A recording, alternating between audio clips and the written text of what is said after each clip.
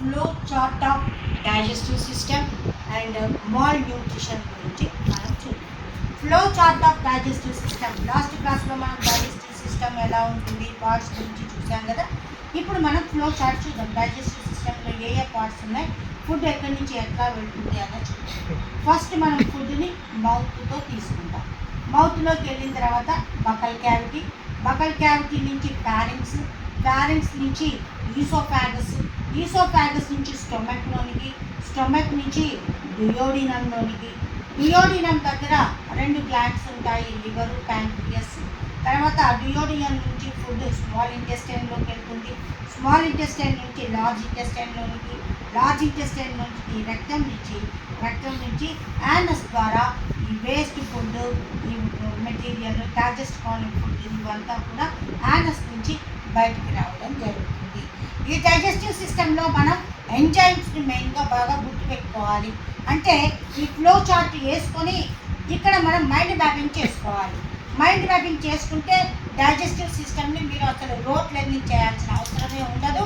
డైరెక్ట్గా మీరు digestive system flow chart చూడంగానే టోటల్ డైజెస్టివ్ సిస్టమ్ మీకు వచ్చే విధంగా ఇప్పుడు ఈజీ టిప్స్ నేను చెప్పడం జరుగుతుంది. ఇక్కడ చూడండి, ఫుడ్ మౌత్లోనికి తీసుకుంటాం. మౌత్ దగ్గరలో ఉన్న ఈ ఎంటీ ప్లేస్ని ఏమంటామంటే బకల్ క్యావిటీ అంటాము అని చెప్తున్నాం. ఈ బకల్ క్యావిటీ దగ్గర మనకి ఏ గ్లాండ్స్ ఉంటాయి అంటే సాలివరీ గ్లాండ్స్ ఉంటాయి.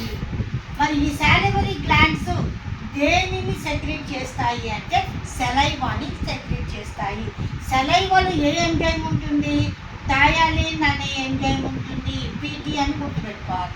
పీటీ అంటే థయాలిన్. ఈ థయాలిన్నే సాలివరీ అమైలేస్ అంటాము. మరి ఇది వేటిని డైజెస్ట్ చేస్తుంది అంటే కార్బోహైడ్రేట్స్. సి అంటే కార్బోహైడ్రేట్స్ని ఏం చేస్తుంది, డైజెస్ట్ చేసి వాటిని ఎట్లా మారుస్తుంది అంటే మాల్టోస్గా మారుస్తుంది, అంటే ఎమ్. ఇలా మనం రాసుకుంటే బకల్ క్యావిటీ రాగానే మనకి ఇవన్నీ గుర్తొచ్చేస్తాయి. ఇలా రాసుకుంటే సాలివరీ గ్లాండ్స్ అంటే ఎన్ని పెయిడ్స్ ఉంటాయి, 3 పెయిడ్స్. దాంట్లో ఏమి ఉంటుందా, థయాలిన్ అనే ఎంజైమ్ ఉంటుంది. ఈ ఎంజైమ్ దేన్ని డైజెస్ట్ చేస్తుంది, కార్బోహైడ్రేట్స్ ఎట్లా మారుతాయి అంటే మాల్టోస్గా మారుతాయి. ఇట్లా రాసుకుంటే మనకి ఈజీగా గుర్తుంటుంది.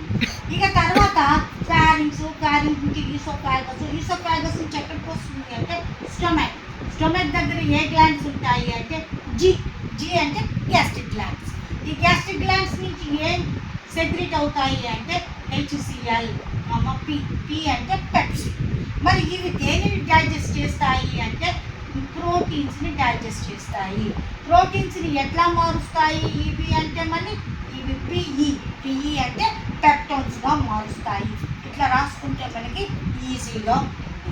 ఇక నెక్స్ట్ స్టొమక్ దేంట్లోకి ఓపెన్ అవుతుంది అంటే డ్యూయోడినంలోకి ఓపెన్ అవుతుంది. ఈ డ్యూయోడినం దగ్గర 2 గ్లాండ్స్ ఉంటాయి అని చెప్పుకున్నాము. లివర్, ఈ లివర్లో ఎన్ఈ అంటే ఏంటి, ఇక్కడ నో ఎంజైమ్స్ అని అర్థం. మరి ఇక్కడ నుంచి ఏ జ్యూస్ వస్తుంది అంటే బైల్ జ్యూస్ వస్తుంది. ఈ బైల్ జ్యూస్ వేటిని డైజెస్ట్ చేస్తుంది అంటే ఎఫ్ అంటే ఫ్యాట్స్ని డైజెస్ట్ చేస్తుంది.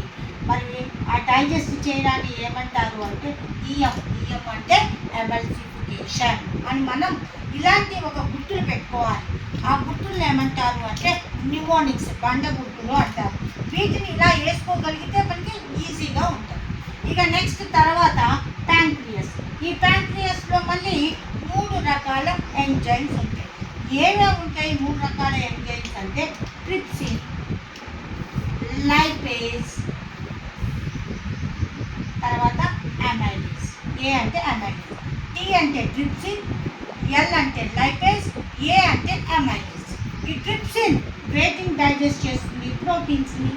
లైపేజ్ వేటిని డైజెస్ట్ చేస్తుంది, ఫ్యాట్స్ని. అమైలేస్ వేటిని డైజెస్ట్ చేస్తుంది, కార్బోహైడ్రేట్స్ని. ఇట్లా మనం గుర్తుపెట్టుకుంటే మీ ఎంజైమ్స్ అనేవి మనకి ఈజీగా గుర్తుంటాయి. ఇక నెక్స్ట్ స్మాల్ ఇంటెస్టైన్లో ఏ ఎంజైమ్స్ ఉంటాయి అంటే స్మాల్ ఎంజైమ్స్లో వీటిలో పెప్టిడేస్, పి, తర్వాత సుక్రేజ్ అనే 2 రకాల ఎంజైమ్స్ ఉంటాయి. పెప్టిడేస్ అంటే ప్రోటీన్స్ని, సుక్రేజ్ అంటే ఇది కార్బోహైడ్రేట్స్ని డైజెస్ట్ చేస్తుంది. డైజెస్ట్ చేసి చివరిగా ఎట్లా మారుస్తుంది అంటే గ్లూకోజ్గా మారుస్తుంది. ఈ ప్రోటీన్స్ని ఈ పెప్టిడైజ్ అనేది ఎట్లా మారుస్తుంది అంటే అమైనో యాసిడ్స్గా మారుస్తుంది. ఇట్లా గుర్తుపెట్టుకుంటే మనకి ఈ డైజెస్టివ్ సిస్టమ్ ఎంజైమ్స్ కూడా మనకి ఈజీగా గుర్తుంటాయి. ఇక లార్జ్ ఇంటెస్టైన్ దీంట్లో ఏ డైజెషన్ జరగదు, ఎలాంటి ఎంజైమ్స్ ఉండవు. రక్తం నుంచి యానస్ బయటికి రావడం జరుగుతుంది. ఇది flow chart of digestive system. ఇక నెక్స్ట్ తర్వాత టాపిక్ ఏంటి అంటే మాల్ న్యూట్రిషన్ గురించి ఇప్పుడు మనం చూద్దాం. ఇప్పుడు మనం మాల్ న్యూట్రిషన్ గురించి చూద్దాం. మాల్ న్యూట్రిషన్ అంటే తెలియాలి అంటే ఫస్ట్ మనకి బ్యాలెన్స్డ్ డైట్ అంటే ఏంటో తెలియాలి. బ్యాలెన్స్డ్ డైట్ అంటే మనం తీసుకునే ఫుడ్లో proteins, fats, carbohydrates, minerals, fibres, vitamins ఇవన్నిటినీ రైట్ అమౌంట్లో ఉన్న ఫుడ్ని ఏమంటారు అంటే బ్యాలెన్స్డ్ డైట్ అని చెప్పేసి అంటూ ఉంటారు. ఈ బ్యాలెన్స్డ్ డైట్లో వీటిల్లో ఏ ఒక్కటి లేకపోయినా అలాంటి న్యూట్రిషన్ని ఏమంటారు అంటే మాల్ న్యూట్రిషన్ అని చెప్పేసి అంటూ ఉంటారు. ఈ మాల్ న్యూట్రిషన్ అనేది ఎన్ని టైప్స్గా ఉంటుంది అంటే మెయిన్గా 3 టైప్స్గా చూపించడం జరుగుతూ ఉంది. ఈ మాల్ న్యూట్రిషన్లో ప్రోటీన్స్ అనేవి లేకపోతే దానిని ప్రోటీన్ మాల్ న్యూట్రిషన్ అని చెప్పేసి అంటూ ఉంటారు. తర్వాత మనం తీసుకున్న డైట్లో కెలోరిఫిక్ అనేవి తక్కువగా లేకపోతే దాన్ని కెలోరీ మాల్ న్యూట్రిషన్ అని చెప్పేసి అంటూ ఉంటారు. ప్రోటీన్స్ తర్వాత కెలోరీస్ ఈ రెండు కూడా డెఫిషియన్సీ ఉంటే దాన్ని ప్రోటీన్స్ మరియు కెలోరీ మాల్ న్యూట్రిషన్ అని చెప్పేసి అంటూ ఉంటారు. ఇక్కడ మనకి 3 రకాల డెఫిషియన్సీ డిసీజెస్ అనేవి ఉంటూ ఉన్నాయి. ఫస్ట్ వన్ ఏంటి అంటే క్వాషియోకర్ డిసీజ్, తర్వాత మెరాస్మస్ డిసీజ్, ఇంకొకటి ఒబేసిటీ. ఈ 3 గురించి చూద్దాం. ఈ క్వాషియోకర్ డిసీజ్ న్యూట్రిషనల్ డెఫిషియన్సీ డిసీజ్ అంటే ఏంటి అంటే ప్రోటీన్ మాల్ న్యూట్రిషన్ అయితే అలాంటి డిసీజ్ని క్వాషియోకర్ డెఫిషియన్సీ డిసీజ్ అని చెప్పేసి అంటారు. దీంట్లో ప్రోటీన్స్ అనేవి డెఫిషియన్సీ ఉంటాయి. అలాంటి డిసీజ్ని క్వాషియోకర్ డిసీజ్ అని చెప్పేసి అంటారు. ఈ మెరాస్మస్ డిసీజ్ అంటే ఏంటి అంటే ప్రోటీన్స్ మరియు కెలోరీస్ ఈ రెండింటి డెఫిషియన్సీ ఉన్న డిసీజ్ని మెరాస్మస్ డిసీజ్ అని చెప్పేసి అంటూ ఉంటారు.